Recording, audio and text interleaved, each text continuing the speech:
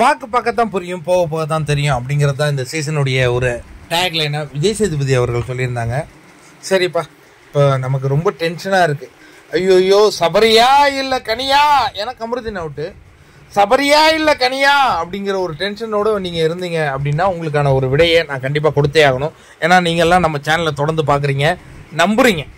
இந்த மனுஷன் ஒரு அப்டேட் கொடுத்தா அதில் ஒரு உண்மை இருக்கும் அப்படிங்கிறது நீங்கள் நம்புறீங்க. நீங்கள் நம்புறீங்களா? இந்த வார கேப்டன் சொல்லக்கூடாது, இந்த வார பிக் பாஸ் வீட்டின் தலை கனி.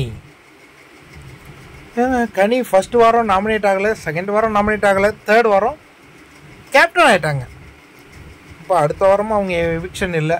அடுத்த வாரம் வந்து பார்த்திங்கன்னா தீபாவளிக்கு முன்னாடியே ஒரு எவிக்ஷனை பண்ணி தூக்கி போட போகிறாரு விஜய் சேதுபதி அப்படின்னு நம்மளாம் நம்பிக்கிட்டு இருக்கோம். சரி கனியக்கா, இப்போயாவது நீங்கள் கேப்டன் ஆகிட்டீங்க. ஆல்ரெடி ஒரு கேப்டனாக துஷார் வந்தார், நடுநிலை இல்லாமல் பயாஸாக செயல்பட்டார், பிக் பாஸே தூக்கி எறிஞ்சார் அந்த கேப்டன் பதவியை. இப்போ உங்களுக்கு அந்த வாய்ப்பு கிடச்சிருக்கு, நீங்கள் நடுநிலையாக செயல்படுவீங்கன்னு நாங்கள் நம்புகிறோம். நீங்கள் நம்பலை அப்படின்னா மக்கள் உங்களை தூக்கி எறிஞ்சுவாங்க.